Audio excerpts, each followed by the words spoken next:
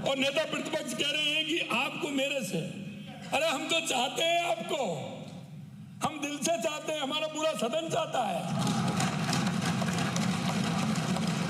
और ये आपको भी पता है कि आपको कौन नहीं चाहते, ये आप भी अच्छी तरह से जानते हैं।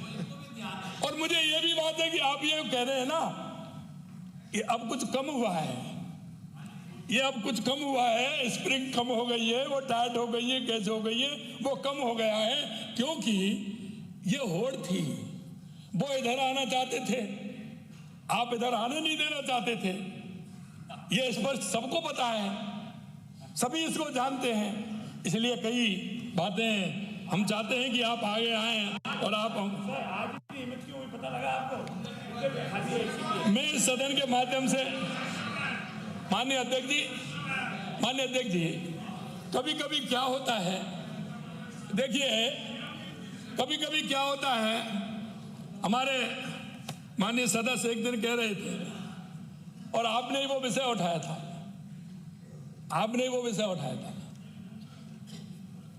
मुख्यमंत्री और हमारी उप मुख्यमंत्री का।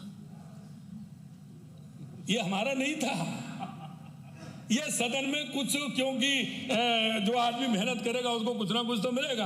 अब वहां जाकर के जाते हैं तो दिल्ली में दूसरे आदमी की पकड़ बनने लगी है, तो उसको कैसे आगे किया जाए, कैसे उस विषय को उठाया जाए। हरीश जी कह रहे हैं हाँ ठीक है। तो मैं कहना चाहता हूं कि उस बात को ध्यान दिला करके वो कहलवाना चाहते थे कि हमारे मुख्यमंत्री और हमारे उप मुख्यमंत्री में किस तरह की बातें होती थी। आज तक देश के इतिहास में कहीं भी किसी मुख्यमंत्री ने उप मुख्यमंत्री को इस तरह की भाषा नहीं बोली, ये कहलवाना था। ये हमारे माध्यम से अपने विषय को हमसे कहलवाना चाहते हैं। अरे भाई ये तुम्हारा घर का मामला है, हमको क्यों बांटते हो उस चक्कर में? हमसे कहलवाना चाहते हो, हमसे क्यों कहलवाना चाहते हो आप? ये तो आपका मामला है।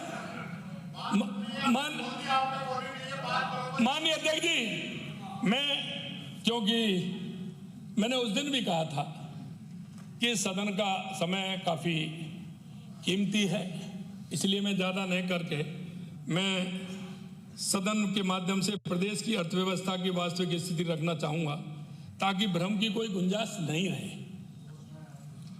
हमारी जनकल्याणकारी नीतियां और बड़े आर्थिक सुधारों का परिणाम आज साफ दिखाई दे रहा है। प्रदेश की अर्थव्यवस्था तेजी से आगे बढ़ रही है। वो मैं आपको इसलिए कि वर्ष 26-27 में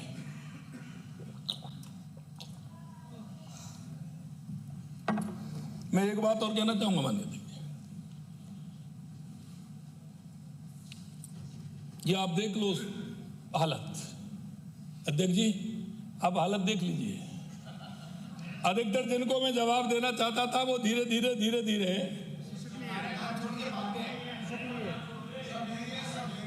चलिए मान लेते हैं तुम्हारी बात। वर्ष 2026-27 में राज्य की जीडीपी लगभग 21,52,100 करोड़ रुपए होने का अनुमान है। यह वर्ष 23-24 के, अब इनके पास आंकड़े हैं। वर्ष 23-24 की तुलना में 41% से भी अधिक वृद्धि है, 41% से। यह अनुमान वित्त आयोग के तय फार्मूले के अनुसार ही लगाए गए। अगर तुलना की जाए तो पिछली सरकार के 5 वर्षों में 2018-19 से 23-24 तक जीएसडीपी में लगभग 6,10,554 करोड़ रुपए की वृद्धि हुई थी। लेकिन हमारी सरकार के 2 साल के कार्यकाल में ही 6,30,037 करोड़ रुपए से अधिक वृद्धि का अनुमान है। यानी हमने 2 वर्ष में ही इनके यानी कि हमने 2 वर्ष में ही इनके 5 साल से अधिक आर्थिक वृद्धि का रास्ता तैयार किया है। इनके समय में जीएसडीपी की औसत वृद्धि 10.92% थी।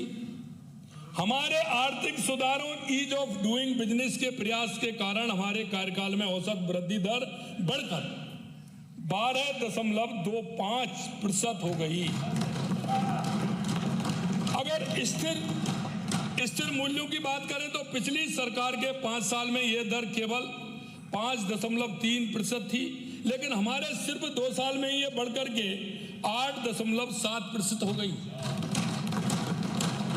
माननीय अध्यक्ष जी, कुछ सदस्य आंकड़ों का मायाजाल रचते कह रहे थे कि जब देश की जीडीपी, अब सुनिए, जब देश की जीडीपी 8% की दर से बढ़ रही है तो राजस्थान की जीएसडीपी 15% कैसे बढ़ेगी? अब इनका ज्ञान वर्धन भी करना चाहता हूं। उनको यह साधारण ज्ञान तो होना ही चाहिए कि सभी राज्य समान दर से विकास नहीं कर रहे। किसी राज्य की विकास दर कम और किसी राज्य की अधिक होती है। यह डबल इंजन की सरकार है। हम जो लक्ष्य रखते हैं उसे पूरा करके ही दम लेते हैं। अगर नीति सही है तो नीयत साफ हो और दिशा स्पष्ट हो तो राज्य तेजी से विकास कर सकता है। प्रतिपक्ष के एक माननीय सदस्य स्वयं को वित्तीय विशेषज्ञ बताते हैं। वे सदन में बड़ी बड़ी बातें करते हैं, लेकिन जब तथ्यों के साथ चर्चा करने की बारी आती है तो सदन के भाग जाते हैं। ये मैं आज के अब कह रहा हूं, मैं तो इसको पहले ही कह रहा हूं। और आंकड़ों से भागने से सच्चाई नहीं बदलती। हमारी सरकार ने गठन के दिन से ही केवल घोषणाएं नहीं की, बल्कि ठोस नीतिगत सुधार किए हैं। हमने 34 से अधिक नई नीतियां बनाई और लागू भी की हैं। ऐसा नहीं होता बात कहने से तो हम कह देते हैं, लेकिन जब जमीन पर काम करते हैं तो पहले दिल को मजबूत करना पड़ता है। निष्पक्षता और जनता के बीच में जो किए वादे उनको याद करना पड़ता है, जब जाके कोई प्रण लिया जाता है। राजस्थान निवेश, हमने नीतियां बनाई। राजस्थान निवेश संवर्धन नीति, एमएसएमई नीति, टेक्सटाइल नीति, लॉजिस्टिक नीति, मिनरल नीति, डेटा सेंटर नीति, स्किल नीति, ग्लोबल कैपेबिलिटी सेंटर नीति, AIML नीति, रोजगार नीति, युवा नीति, और भी हमारी नीति है। अगर हम ये नीति बना करके काम करेंगे तो निश्चित रूप से राजस्थान की जनता का, युवा, महिला, किसान, मजदूर का हम आगे बढ़ा पाएंगे। इन नीतियों से प्रदेश में निवेश को गति मिली है, उद्योगों में विश्वास बढ़ा है, रोजगार के अवसर बढ़े हैं, उपभोग बढ़ा है और अर्थव्यवस्था में गुणात्मक तेजी आई है। इसी कारण हमारे समय में DP की वृद्धि दर देश के अन्य कई राज्यों की औसत वृद्धि दर से अधिक रही है और आगे भी अधिक रहने का अनुमान है। माननीय अध्यक्ष जी, हम केवल वर्तमान नहीं देख रहे, हम भविष्य की ओर बढ़ रहे हैं। यशस्वी प्रधानमंत्री नरेंद्र मोदी जी के मार्गदर्शन में हम नवाचार, सुधार, सतत प्रयास से राजस्थान को विकसित राजस्थान बनाने की दिशा में अग्रसर हैं। और हम गर्व से कहना चाहते हैं कि राजस्थान भी आज भारत को 2047 तक विकसित राज्य बनाने की दिशा में एक मजबूत ग्रोथ का इंजन की भूमिका निभा रहा है। क्या आप कह रहे हैं कि आप तो आगे की कितनी बनाओगे? माननीय अध्यक्ष जी, जब तक विजन बड़ा नहीं होगा, हम 5 साल की योजना बनाते आए, पंचवर्षीय योजना बनाते आए, जब तक वो योजना धरातल पर नहीं, उससे ज्यादा काम हो गया। हमारे अगर प्रदेश को मजबूत बनाना है, देश को आगे बढ़ाना है, तो हमें समय के हिसाब से आगे 20, 25 और 30 साल की योजना बनानी होगी, जिससे हमारा राष्ट्र मजबूत हो, हमारा प्रदेश मजबूत हो। ये सोच ही नहीं है, सोच ये नहीं है कि हम आगे कैसे करें। अगर हम भविष्य नहीं देखेंगे तो हमारे पैर की रफ्तार कैसे बढ़ेगी? अगर पैरों की रफ्तार बढ़ानी है तो आपको भविष्य देखना ही पड़ेगा।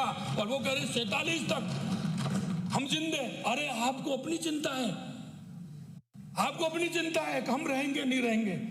अरे हम रहे नहीं रहे, ये राष्ट्र रहना चाहिए, ये प्रदेश रहना चाहिए, प्रदेश का विकास रहना चाहिए, उसकी योजना बननी चाहिए उसके हिसाब से। अगर आजादी के दीवाने इस बात को देखते तो उनका तो टाइम निकल रहा था।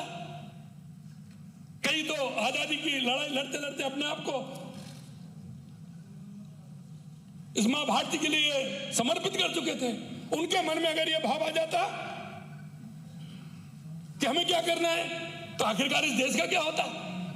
इसलिए मैं कहना चाहता हूं माननीय अध्यक्ष जी, देश के यशस्वी प्रधानमंत्री नरेंद्र मोदी जी के नेतृत्व में विकसित भारत 2047 को लेकर के जो हम चल रहे हैं, निश्चित रूप से हमारा राजस्थान भी उस ग्रोथ का इंजन बनेगा और हमारे भारत को भी आगे बढ़ाएगा, हमारा राजस्थान भी आगे बढ़ेगा।